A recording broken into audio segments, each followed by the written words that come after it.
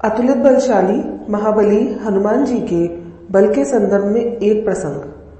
कथा का आरंभ तब होता है जब बाली को ब्रह्मा जी से यह वरदान प्राप्त होता है कि जो भी उससे युद्ध करने उसके सामने आएगा उसकी आधी ताकत बाली के शरीर में चली जाएगी और इससे बाली हर युद्ध में अजय रहेगा। सुग्रीव और बाली दोनों ब्रह्मा जी के औरस पुत्र हैं और ब्रह्मा जी की कृपा सदैव बाली पर बनी रहती है। बाली को अपने बल पर बहुत घमंड था। उसका घमंड तब और अधिक बढ़ गया जब उसने तीनों लोकों पर विजय पाए हुए रावण से युद्ध किया और रावण को अपनी पूंछ से बांधकर 6 महीने तक पूरी दुनिया घूमी। रावण जैसे योद्धा को हराकर बाली के घमंड की कोई सीमा न रही। अब वो अपने आप को संसार का सबसे बड़ा योद्धा समझने लगा और यही उसकी सबसे बड़ी भूल थी। अपनी ताकत के मद में चूर वह एक दिन एक जंगल में पेड़ पौधों को तिनके के समान उखाड़कर फेंक रहा था। हरे भरे वृक्षों को तहस नहस कर रहा था। अमृत समान जल के सरोवरों को मिट्टी में मिलाकर कीचड़ कर दे रहा था। एक तरह से अपने ताकत के नशे में बाली पूरे जंगल को उजाड़ कर रख देना चाहता था और बार बार अपने से युद्ध करने की चेतावनी दे रहा था। है कोई जो बाली से युद्ध करने की हिम्मत रखता हो? है कोई बाली को जो युद्ध में हरा सके? इस तरह की गर्जना करते हुए उस बाली ने जंगल को तहस नहस कर दिया। संयोगवश उसी जंगल के बीच में हनुमान जी राम नाम का जाप करते हुए तपस्या में बैठे थे। बाली की इस हरकत से हनुमान जी को राम नाम का जाप करने में विघ्न होने लगा और हनुमान जी बाली के सामने जाकर बोले, हे वीरों के वीर, हे राजकुमार बाली, क्यों इस शांत जंगल को अपने बल की बलि दे रहे हो? हरे भरे पेड़ों को उखाड़ फेंक रहे हो, फलों से लदे वृक्षों को मसल दे रहे हो, अमृत समान सरोवरों को दूषित मलिन मिट्टी से मिलाकर उन्हें नष्ट कर रहे हो। इससे तुम्हें क्या मिलेगा? तुम्हारे औरस पिता ब्रह्मा जी के वरदान स्वरूप तुम्हें युद्ध में कोई नहीं हरा सकता, क्योंकि जो कोई तुमसे युद्ध करने आएगा उसकी आदि शक्ति तुम में समाहित हो जाएगी। इसलिए हे कपि राजकुमार, अपने बल के घमंड को शांत करो और राम नाम का जाप कर। इससे तेरे मन में अपने बल का भान नहीं होगा और राम नाम का जाप करने से ये लोक और परलोक दोनों ही सुधर जाएंगे। इतना सुनते ही बाली अपने बल के मद में चूर हनुमान जी से बोला, ए तुच्छ वानर, तू हमें शिक्षा दे रहा है राजकुमार बाली को, जिसने विश्व के सभी योद्धाओं को धूल चटाई है और जिसकी एक हुंकार से बड़े से बड़ा पर्वत भी खंड खंड हो जाता है। जा तुच्छ वानर, जा और तू ही अब भक्ति कर अपने राम वाम की। और जिस राम की तू बात कर रहा है वो है कौन? और केवल तू ही जानता है उस राम के बारे में। मैंने तो आज तक किसी के मुंह से ये नाम नहीं सुना और तू मुझे राम नाम जपने की शिक्षा दे रहा है। हनुमान जी बोले, प्रभु श्री राम तो तीनों लोगों के स्वामी हैं, उनकी महिमा अपरंपार है। ये वो सागर है जिसकी एक बूंद भी मिले वो भवसागर को पार कर जाए। इस पर बाली बोला, इतना ही महान है राम तो बुला जरा, मैं भी तो देखूं कितना बल है उसकी भुजाओं में। बाली को भगवान राम के विरुद्ध ऐसे कटु वचन हनुमान जी को क्रोध दिलाने के लिए पर्याप्त थे।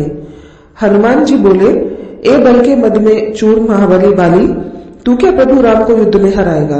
पहले उनके इस तुच्छ सेवक को युद्ध में हरा कर दिखा।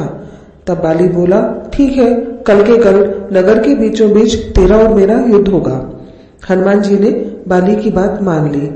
बाली ने नगर में जाकर घोषणा करवा दी कि कल नगर के बीच हनुमान और बाली का युद्ध होगा। अगले दिन तय समय पर जब हनुमान जी बाली से युद्ध करने अपने घर से निकलने वाले थे, तभी उनके सामने ब्रह्मा जी प्रकट हुए। हनुमान जी ने ब्रह्मा जी को प्रणाम किया और बोले, हे जगत पिता, आज आप मुझ जैसे एक वानर के घर कैसे आए? आपके पधारने का कुछ न कुछ अवश्य कारण तो होगा।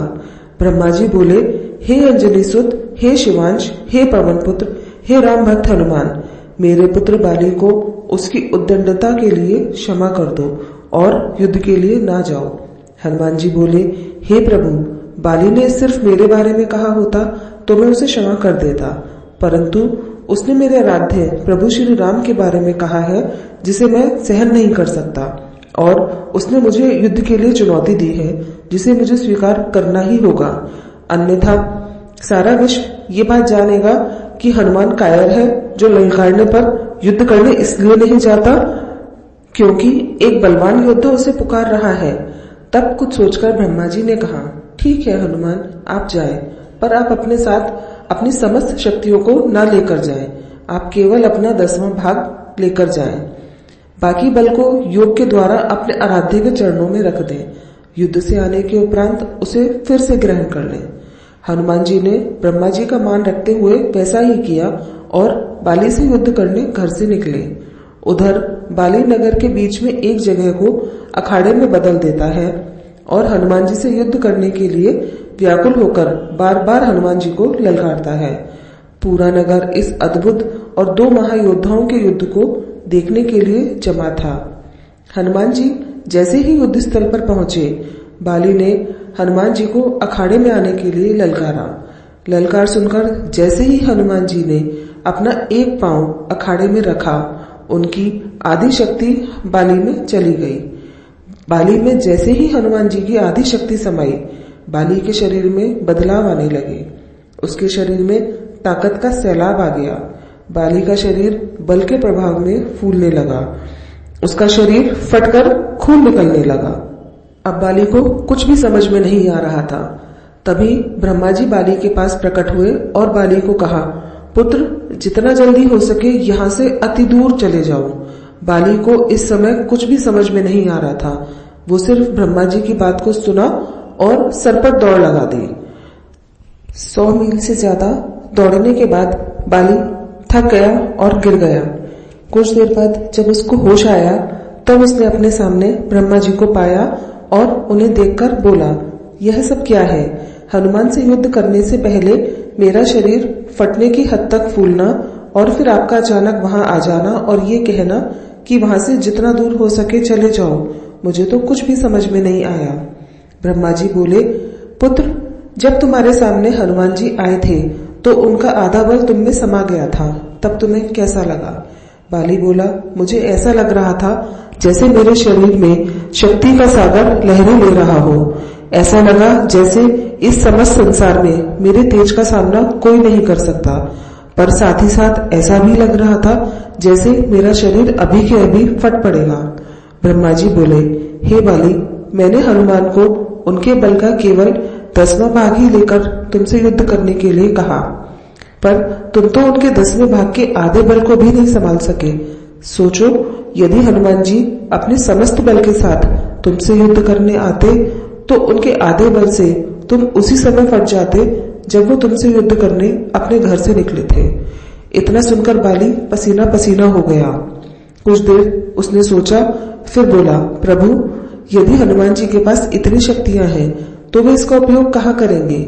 ब्रह्मा जी बोले, हनुमान जी कभी भी अपने पूरे बल का प्रयोग नहीं कर पाएंगे, क्योंकि ये पूरी सृष्टि भी उनके बल के 10वें भाग को भी सहन नहीं कर सकती। ये सुनकर बाली ने वही हनुमान जी को दंडवत प्रणाम किया और बोला, वो हनुमान जी जिनके पास अथाह बल होते हुए भी शांत रहते हैं और राम भजन गाते हैं, और एक मैं हूँ जो उनके एक बाल के बराबर भी नहीं हूँ और उनको ललकार रहा था, मुझे क्षमा करें। और आत्मग्लानि में भरकर बाली ने भगवान राम को प्रणाम किया और अपने मोक्ष का मार्ग उन्हीं से प्राप्त किया। तो बोलो पवन पुत्र हनुमान जी की जय। जय श्री राम, जय श्री राम।